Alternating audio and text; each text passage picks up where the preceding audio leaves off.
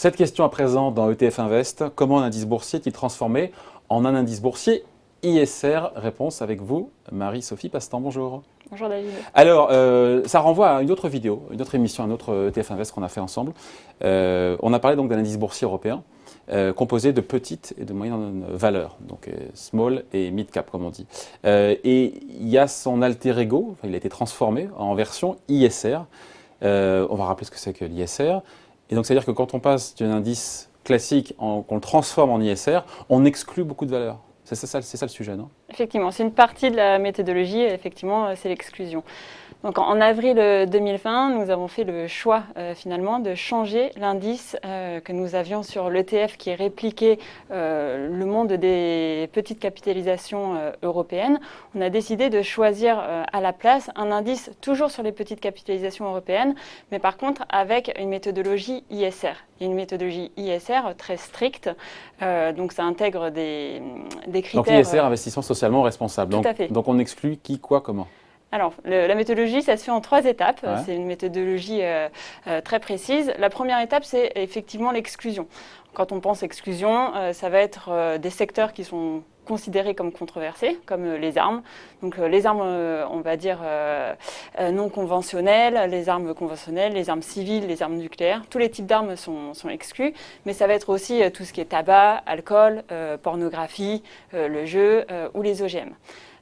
Il y a une troisième partie de l'exclusion qui est vraiment sur des critères plus environnementaux. Donc le but, c'est d'exclure en fait par exemple les producteurs d'électricité ou les entreprises qui extraient du charbon, qui extraient du pétrole et du gaz de façon non conventionnelle. Et pour tout ce qui est producteur d'électricité, on va exclure les producteurs qui n'ont pas encore fait leur transition énergétique. Donc ça veut dire qu'elles utilisent encore beaucoup de charbon ou elles utilisent encore beaucoup de pétrole et de gaz pour produire l'électricité. En transformant cet indice, vous êtes parti de 900 valeurs pour aboutir à 200. Oui. Donc on voit qu'il y a eu un filtre qui était assez puissant. Tout à fait. Et en fait, ce n'est pas les exclusions primaires, on va dire, qui permet cette sélection de 950 à 200. Donc le fournisseur d'indices qui est MSCI a opéré ce premier filtre d'exclusion. Le deuxième filtre, ça va être d'identifier finalement les sociétés qui vont faire face à des controverses graves. Donc une controverse, ça peut être une controverse environnementale, une controverse sociale ou de gouvernance. Grosso modo, on peut assimiler ça à la violation du pacte mondial des Nations Unies. Ouais. Le pacte mondial, c'est 10 principes qui sont finalement sous 4 catégories. Donc la première catégorie, ça va être le respect des droits de l'homme, les normes du travail, l'environnement et aussi tout ce qui est lutte anticorruption.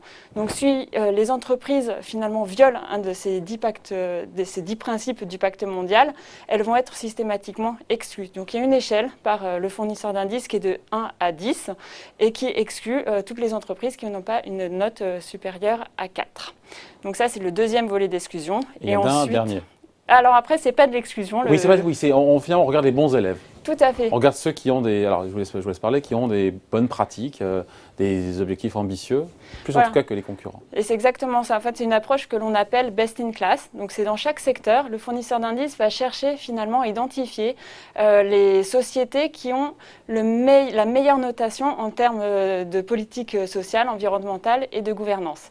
Et ça permet d'isoler à peu près 25% de la capitalisation boursière de chaque secteur. Et c'est pour ça qu'on descend de façon drastique de 950 titres à environ 200 titres. Qui donne ce tampon ISR, encore une fois? Qui évalue ce processus de changement, cette transition, le respect, encore une fois, ces engagements pris par ces boîtes?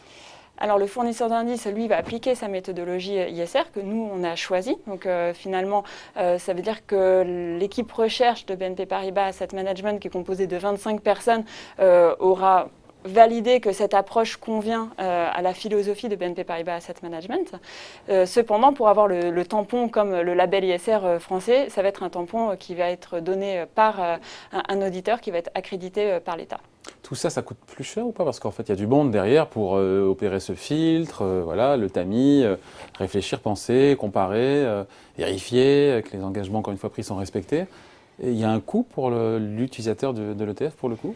Alors, la bonne nouvelle, c'est que pour l'investisseur, nous avons choisi de ne pas changer nos frais quand nous avons transitionné de l'ancien indice vers l'indice sur les petites capitalisations européennes, ISR. Donc, pour l'investisseur, cela ne change rien. Effectivement, par contre, il faut prendre en compte toute la recherche qu'il y a derrière. Donc, à la fois côté niveau société de gestion, parce que nous, on travaille de façon régulière avec ce département pour savoir est-ce que cet indice-là est bien aligné avec la philosophie de BNP Paribas Asset Management, et du côté du fournisseur d'indices qui, lui, doit analyser plus de 950 sociétés dans l'univers des petites capitalisations européennes pour ensuite les filtrer en fonction des différentes exclusions et les noter pour faire sa sélection. Donc oui, il y a un travail de recherche très important derrière. Il y a un dernier point qui intéresse tout le monde, évidemment, Marie-Sophie, c'est la question de la performance. On aimerait tous, évidemment, que l'ISR et l'ESG soient source de surperformance dans la durée.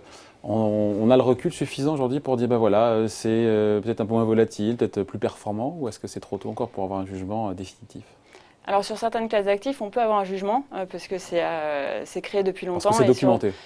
Oui, et c'est documenté. Par contre, c'est vrai que sur les actions de petite capitalisation, l'indice a été créé trop récemment pour avoir un recul nécessaire. Cependant, c'est vraiment un choix philosophique de l'investisseur aussi d'aller sur une approche ISR pour se prémunir de certains risques. Que ça peut être des risques de réputation, ça peut être des risques in fine financiers, parce que si on exclut les entreprises qui font face à des controverses graves, finalement, on protège un petit peu son portefeuille et aussi des risques tout ce qui est réglementaire, quand on exclut les sociétés qui ne jouent pas le jeu de la transition énergétique, on peut imaginer que ces sociétés-là, elles seront de plus en plus contraintes par les régulateurs et du coup peut-être soumises à une politique plus stricte.